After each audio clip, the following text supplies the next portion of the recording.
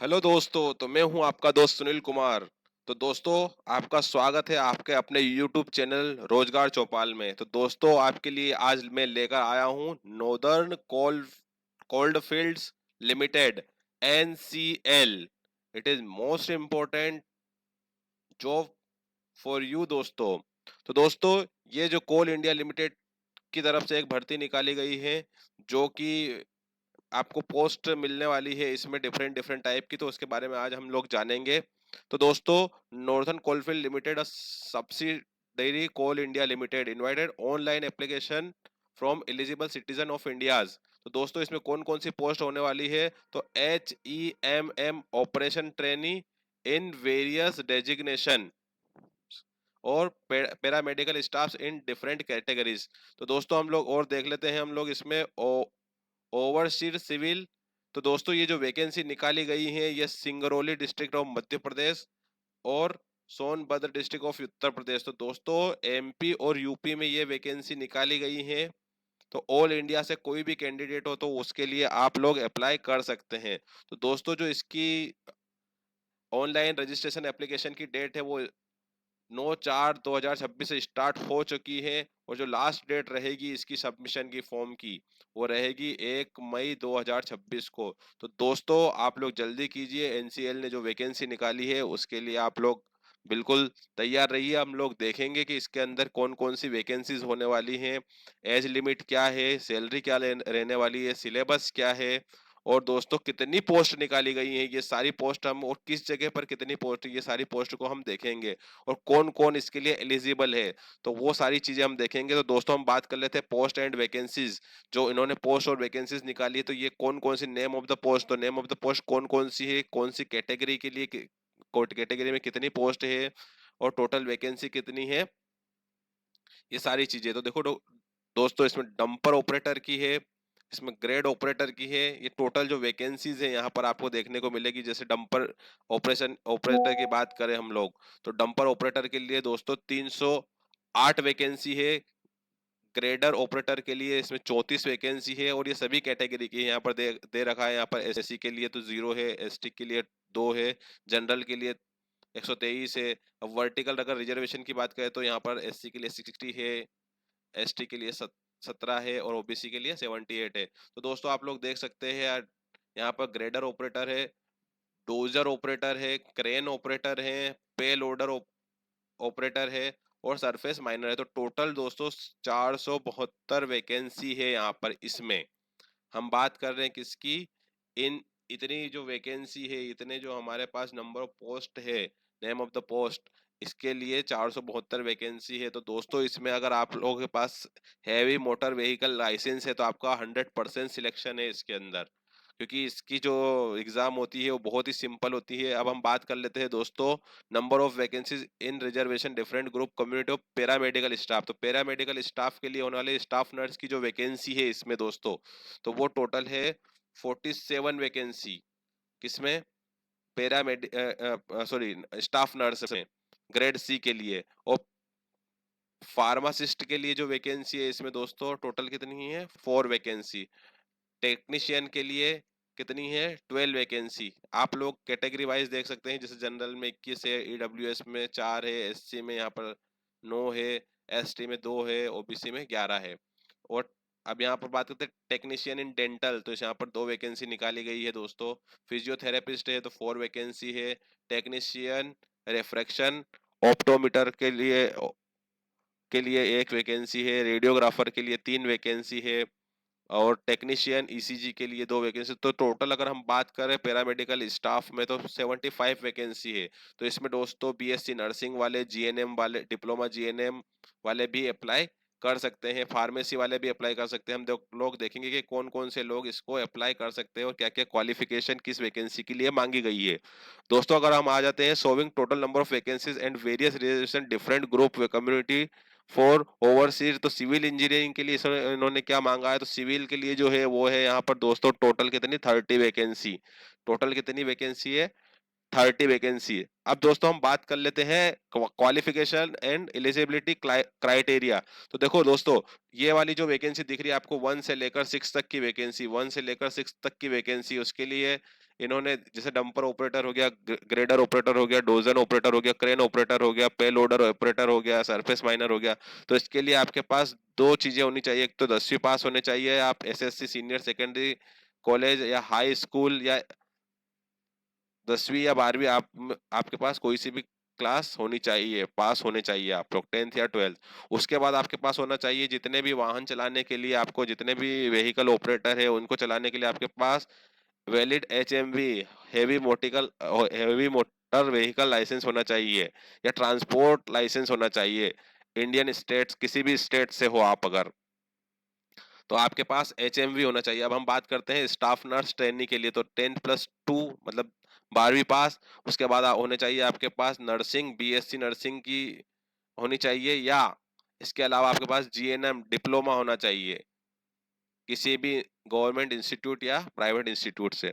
ठीक है, और candidate must have valid registration for any state nursing council.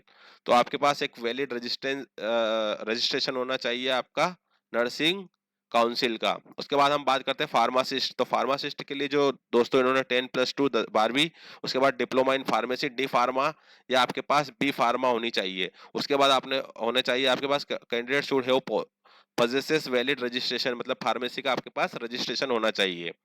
उसके बाद हम बात करते हैं टेक्नीशियन पैथोलॉजिकल और ट्रेनी T&S ग्रेड के लिए, तो डिप्लोमा इन पैथोलॉजी होना चाहिए किसी भी रिकॉग्नाइज इंस्टीट्यूट से। तो इसमें डिप्लोमा मांगा गया है। टेक्नीशियन डेंटल के लिए आपके पास 10+2 12वीं, और उसके लिए अलावा डिप्लोमा इन डेंटिस्ट्री और dental technology from an institute recognised by the government. Physiotherapist के लिए दोस्तों होना चाहिए आपके पास diploma in physiotherapist from an institute recognised by government, minimum 3 year का कोर्स आपके पास होना चाहिए। उसके बाद बात करते हैं हम टेक्नीशियन रिफ्रैक्शन एंड ऑप्टोमेट्री के लिए, तो यहाँ पर दोस्तों 10+2 12वीं और diploma in refraction optometry from institute recognised by government. इसके बाद बात करते हैं हम रेडियोग्राफर के लिए, टेक्नीशियन इन रेडियोग्राफर, तो diploma in radiography from the institute recognised institute government. तो आपके पास रेडियोग्राफी होनी चाहिए। उसके बाद हम बात करते हैं जूनियर टेक्नीशियन ईसीजी के लिए, तो आपके पास हायर सेकेंडरी होनी चाहिए, इंटरमीडिएट 12वीं पास होना चाहिए, और उसके बाद है 2 year experience certificates as ECG technician in a hospital under a cardiologist. मतलब कि आप लोगों के पास ईसीजी टेक्नीशियन का एक एक्सपीरियंस सर्टिफिकेट होना चाहिए जहां पर आपने किसी भी कार्डियोलॉजिस्ट के अंडर में वर्क किया हो, और फिजिशियन और in reputed nursing home having ECG serving under cardiologist या फिजिशियन के अंडर में आपने कुछ ना कुछ वर्क किया होना चाहिए। ओवरसीज सिविल में तो आपके पास होना चाहिए मेट्रिकुलेशन मतलब 10वीं, और सोडे पास डिप्लोमा इन सिविल इंजीनियरिंग, मतलब पीपीटी प्री पॉलिटेक्निक, पॉलिटेक्निक आपके पास होना चाहिए सिविल इंजीनियरिंग में। तो दोस्तों यहाँ पर डिफरेंट डिफरेंट कैटेगरीज की वैकेंसी है, आप लोगों को मैंने दिखा दिया कि किस पोस्ट के लिए क्या क्वालिफिकेशन होनी चाहिए। HEMM ऑपरेटर के लिए भी यहाँ पर दे रखा है दोस्तों, ये सारी चीजें मैं आप लोगों को ऑलरेडी बता चुका हूँ कि आपके पास लाइसेंस होना चाहिए हेवी मोटर व्हीकल का। अब हम बात कर लेते हैं दोस्तों, इसमें नीचे आ जाते हैं, देखते हैं कि अब आगे क्या है। तो आपको देखो देखो दोस्तों, इसके अंदर आपको ये सारी चीजें देखने को मिलेगी। आपको अगर one successful completion of 3 ear training being found suitable, they will be placed in respective scale designation for HEMM operator category D. तो दोस्तों जब आपको जो इसमें सैलरी दी जा रही है, वो दी जा रही है यहाँ पर 1502 रुपये 66 पैसे पर डे, और यहाँ पर आपको मिलेगी, ये पर डे में है। और यहाँ पर बात करते हैं बेसिक पे स्केल जो है इसमें 47,330, और यहाँ पर है 43,775, और यहाँ पर है सिविल इंजीनियरिंग के लिए 47,330 पर मंथ दिया जाएगा दोस्तों। ये दिया जाएगा आपको ट्रेनिंग पीरियड में 3 ईयर के लिए, 1 ईयर के लिए, यहाँ पर 3 ईयर के लिए और 1 ईयर के लिए। दोस्तों हम अगर बात करते हैं एज लिमिट की, तो आपकी जो एज लिमिट होनी चाहिए 18 से कम नहीं होनी चाहिए, 18 से लेकर आपकी एज जो होनी चाहिए वो 30 होनी चाहिए। तो ये कब तक काउंट होगी दोस्तों? 1/5/2026 तक, मतलब 1/5/2026 तक अगर आप 30 के नहीं हुए हैं तो आप लोग अप्लाई कर सकते हैं। 30 अगर आपकी एज हो गई है 1/5/2026 तक तो आप अप्लाई नहीं कर सकते हैं। कौन? जनरल कैटेगरी वाला। एससी वालों के लिए 5 साल की छूट है, मतलब कि वो 35 साल तक कर सकते हैं। एसटी के लिए 33 ईयर की कर सकते हैं। पीडब्ल्यू वाले 10 ईयर के लिए। नॉन क्रिमिनल 13 और ये 15 साल। तो दोस्तों इसमें इस आगे हम देख लेते हैं, एज लिमिट का क्राइटेरिया बता दिया गया है। अब हम बात कर लेते हैं इसमें एग्जामिनेशन फीस की। तो एग्जामिनेशन फीस जनरल वालों के लिए इसके अंदर होने वाली है 1000 प्लस जीएसटी 180, तो 1180 रुपए इसकी फीस होने वाली है टोटल। एससी एसटी ओबीसी और डिपार्टमेंट कैंडिडेट्स के लिए कोई भी फीस नहीं है, मतलब कि दे आर एग्जेम्प्टेड फ्रॉम फी। तो दोस्तों यहाँ पर जनरल वालों के लिए 1180 फीस है, और S C S T OBC के लिए S C S T OBC और जनरल के लिए यहाँ पर 1180 है। S C S T economical weaker के लिए कोई फीस यहाँ पर नहीं ली जा रही है दोस्तों। उसके बाद सिलेक्शन प्रोसेस की बात कर लेते हैं। तो eligible candidate meeting the minimum eligibility criteria cut off the date of in the advertisement the they मतलब कि वो कंप्यूटर बेस्ड टेस्ट लेंगे और based on the candidate relative score in computer based test, मतलब कि अगर आपने कंप्यूटर बेस्ड टेस्ट में अच्छा परफॉर्मेंस करते हैं, अगर आपने कट ऑफ निकाल लिया तो आप लोग इसके लिए एलिजिबल है।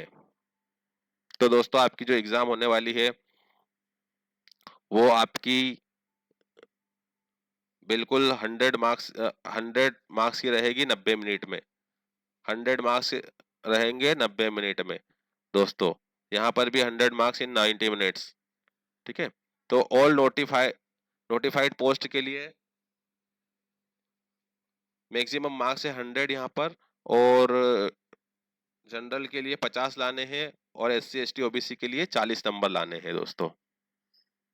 अब हम बात कर लेते हैं किसकी। अब हम आ जाते हैं नीचे, और क्या है इसमें, सिलेबस की बात कर लेते हैं दोस्तों। तो सिलेबस जो होने वाला है इसमें वो होगा आपका, देखो ये दोस्तों यहाँ पर दे रखा 100 प्रश्न वस्तुनिष्ठ बहुविकल्पीय, प्रत्येक प्रश्न 1 अंक का, मतलब कि आपका एमसीक्यू बेस्ड है। 100 क्वेश्चंस रहेंगे 100 मार्क्स के। अब जैसे हम बात कर लेते हैं किसकी, जैसे जो 6 पोस्ट ऊपर बताई थी हम लोगों ने, कौन कौन सी, ऑपरेटर पोस्ट के लिए। तो ऑपरेटर पोस्ट के लिए कहाँ कहाँ से क्वेश्चन आएंगे, तो road sign and signals, traffic rules, motor vehicle act, elementary knowledge of मशीनों का knowledge, general awareness, basic mathematical aptitude. उसके बाद हम बात कर लेते हैं दोस्तों, यहाँ पर नीचे आ जाते हैं। अब हम बात करते हैं name of the post of paramedical staff. तो पैरामेडिकल स्टाफ के लिए जो सिलेबस होने वाला है दोस्तों, वो नीचे आपको बता सकते हैं। ये देख रहा है आप लोगों को। नर्सिंग के बारे में आपको introduction, the hospital medical and surgical aspects, body mechanics, preparation of patient unit admission, ये सिलेबस दे रखा। Nursing care of cardiovascular, nursing care of respiratory, the nursing process, discharge of patient from hospital, कैसे discharge किया जाता है, growth and development, फिर nursing of the gastrointestinal system, फिर nursing care of endocrine, nursing care of integumentary, nursing of neuro muscular skeletal. इसके बाद है urinary. ऐसे इस टाइप से ये आपका सिलेबस होने वाला है दोस्तों नर्सिंग के लिए। अब हम बात कर लेते हैं फार्मासिस्ट के लिए। तो ये है methodology, packaging, pharmaceutical size and ये फार्मास्यूटिकल एड्स, ये सिलेबस दे रखा है। Scope of anatomy, fundamental principle, introduction of nomenclature, the drug and cosmetics, general pharmacy. अब हम बात कर लेते हैं दोस्तों पैथोलॉजिकल के लिए। तो ये डिफरेंट डिफरेंट टाइप के, हेमोटोलॉजी, बायोकेमिस्ट्री, माइक्रोबायोलॉजी, ये सिलेबस दे रखा है दोस्तों। तो इसके अंदर से आपके क्वेश्चन आने वाले हैं। डेंटल के लिए ये सिलेबस है होने वाला है। फिजियोथेरेपिस्ट के लिए ये सिलेबस होने वाला है। उसके बाद हम बात करते हैं रिफ्रैक्शन ऑप्टोमेट्री के लिए, ये वाला सिलेबस होने वाला है। तो दोस्तों सिलेबस भी इन्होंने यहाँ पर दिया है। उसके बाद हम करते हैं रेडियोग्राफर की पोस्ट के लिए, ईसीजी के लिए क्या सिलेबस होने वाला है। तो ये ईसीजी के लिए पूरा सिलेबस है। आप एक बार इसकी पीडीएफ के लिए आप मुझे मैसेज कर सकते हैं, कमेंट बॉक्स में कमेंट कर सकते हैं, ताकि मैं आपको लिंक प्रोवाइड कर दूं। और ये दोस्तों होना चाहिए है, यह अनुभाग सभी पदों के लिए समान है। जनरल अवेयरनेस, पर्यायवाची हिंदी, रीजनिंग। उसके बाद सिविल के लिए दोस्तों, सिविल इंजीनियरिंग के लिए ये है, ये पूरा सिविल का सिलेबस है। तो आप लोग पूरा पीडीएफ इसका एक बार देखेंगे, एनालिसिस करेंगे, तो आपको पता चल जाएगा कि इसके अंदर क्या क्या चीजें मांगी गई है दोस्तों। तो इस टाइप से आप लोग दोस्तों इसमें अप्लाई कर सकते हैं, जिन लोगों के पास भी ये क्वालिफिकेशन है। और दोस्तों आप लोग अगर कुछ भी रिलेटेड इशू आता है अगर फॉर्म अप्लाई करने में, तो आप मुझे कमेंट बॉक्स में कमेंट कर सकते हैं। तो दोस्तों या दोस्तों मेरे चैनल को सब्सक्राइब करें और बेल आइकन को प्रेस करें ताकि ऐसी ही अपडेट आपको मिलती रहे। धन्यवाद।